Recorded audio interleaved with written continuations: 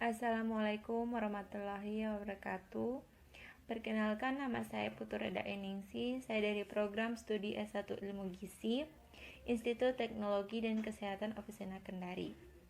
Di sini saya akan mempresentasikan mengenai glikolisis dan gluconeogenesis.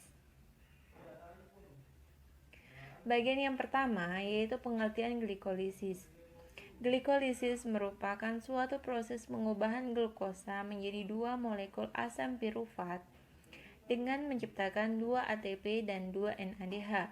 Glikolisis berlangsung pada sel mikroorganisme, tumbuhan, dan hewan melalui 10 tahap reaksi. Proses ini berlangsung di sitoplasma dengan dukungan 10 enzim yang berbeda. Yang kedua yaitu jenis-jenis glikolisis. Glikolisis dibedakan menjadi 3 bagian, yaitu sebagai berikut.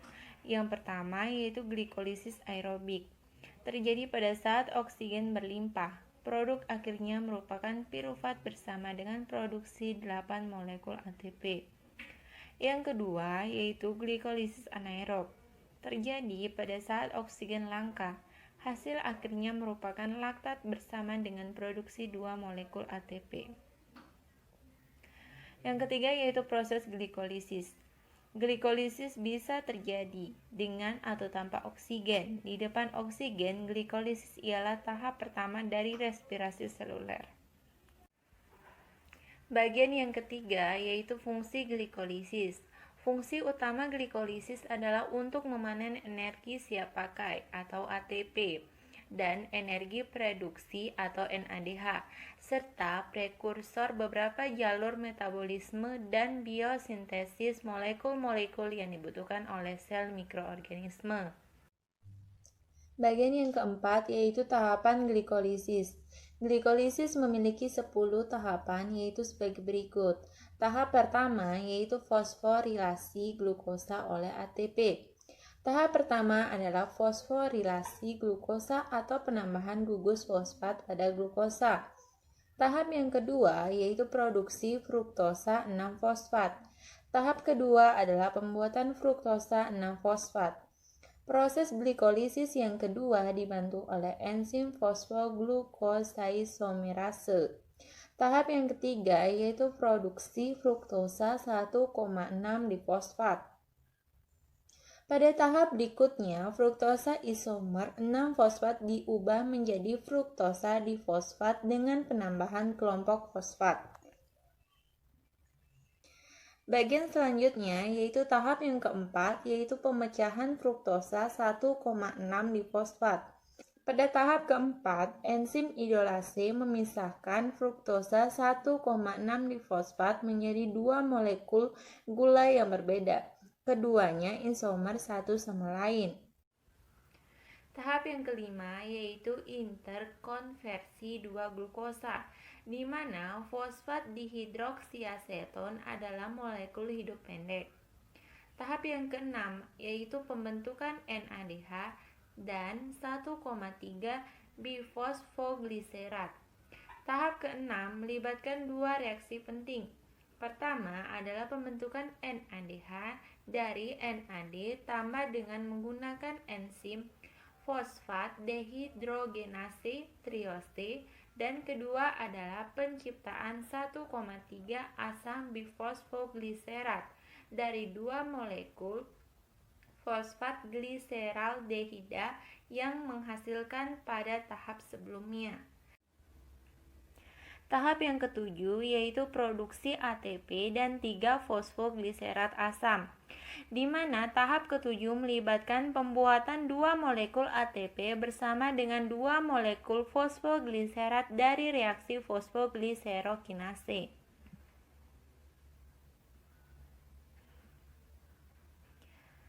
Tahap yang ke-8 yaitu relokasi atom fosfor, di mana tahap 8 adalah reaksi penataan ulang sangat halus yang melibatkan relokasi dari atom fosfor dalam asam 3-fosfogliserat dari karbon ketiga dalam rantai untuk karbon kedua yang menciptakan asam 2-fosfogliserat.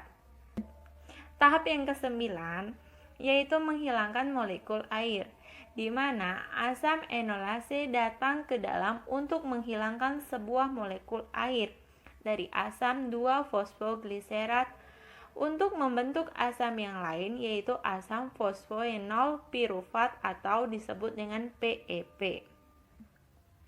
Tahap yang ke-10 yaitu pembentukan asam pirufat dan ATP, di mana tahap ini menghasilkan 2 molekul ATP dan 2 molekul asam pirufat dengan bantuan enzim pirufat kinase.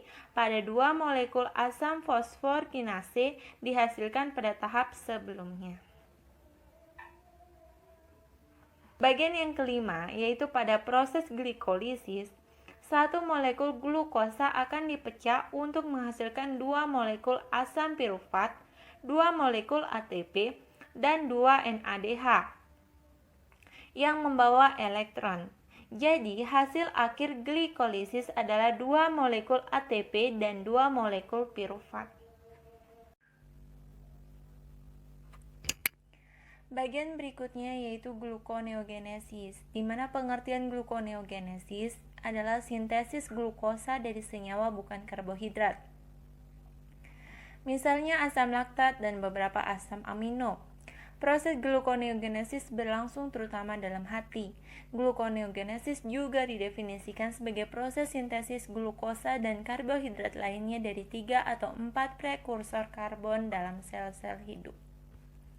Kemudian, masuk di proses gluconeogenesis, di mana proses gluconeogenesis dapat terjadi apabila terdapat sumber energi dari karbohidrat sudah tidak lagi tersedia, sehingga tubuh akan menggunakan lemak sebagai sumber energi. Proses yang terjadi dalam gluconeogenesis atau pembentukan gula baru yaitu asam laktat akan diubah kembali menjadi glukosa melalui rangkaian reaksi.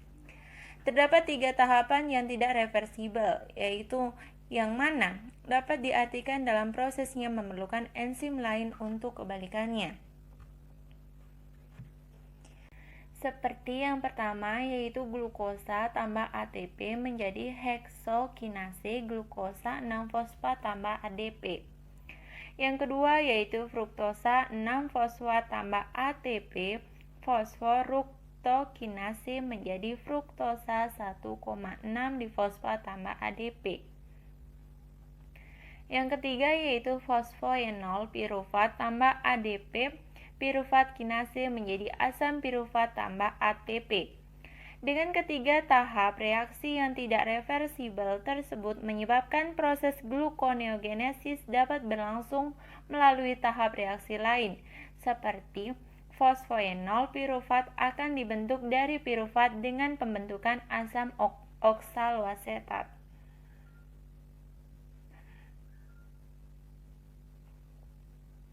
Kemudian yang ketiga yaitu prekursor gluconeogenesis, di mana prekursor atau substrat yang terpenting dalam gluconeogenesis diantaranya yang pertama laktat yang dihasilkan dari glikolisis pada sel otot atau eritrosit. Yang kedua yaitu asam amino, baik yang berasal dari nutrisi maupun degradasi protein sel otot pada saat puasa. Yang ketiga yaitu propionat, degradasi dari asam lemak. Yang keempat yaitu gliserol dari hidrolisis atau katabolisme lemak. Baiklah, masuk di bagian reaksi gluconeogenesis. Dibedakan menjadi beberapa. Yang pertama yaitu konversi pirufat menjadi oksaloasetat oleh enzim pirufat karboksilase atau reaksi karboksilasi, di mana reaksi terjadi di matriks mitokondria dan menggunakan biotin sebagai pengembang teraktivasi atau activated carrier bagi CO2 atau karbon dioksida, di mana E-biotin tambah ATP tambah HCO3 menghasilkan E-biotin CO2 tambah ADP tambah P1. Selanjutnya yaitu E-biotin CO2 tambah pirufat menghasilkan E-biotin tambah oksaloasetat. Reaksi yang kedua yaitu dekarboksilasi dan fosforilasi oksaloasetat oleh fosfoenol pirufat karboksikinase, di mana oksaloasetat tambah GTP menghasilkan timbal balik PEP tambah CO2 tambah GDP. Selanjutnya reaksi yang ketiga yaitu konversi PEP menjadi fruktosa 1,6 bifosfat melalui beberapa tahap reaksi yang membutuhkan 1 ATP tambah 1 NADH. Yang keempat yaitu difosforilasi fruktosa 1,6 bifosfat menjadi fruktosa 6 fosfat oleh enzim FB fase 1, di mana fruktosa 1,6 bifosfat tambah H2O menghasilkan fruktosa 6 fosfat tambah P1. Reaksi yang kelima yaitu konversi fruktosa 6 fosfat menjadi glukosa 6 fosfat oleh fosfoglukoisomerase. Yang keenam yaitu difosforilasi glukosa 6 fosfat menjadi glukosa oleh enzim glukosa 6 fosfatase yang terikat pada retikulum endoplasma halus, di mana glukosa 6 fosfat tambah H2O menghasilkan glukosa tambah P1. Jadi, gluconeogenesis memerlukan 4 ATP dan 2 GTP untuk sintesis molekul glukosa dari 2 molekul pirufat.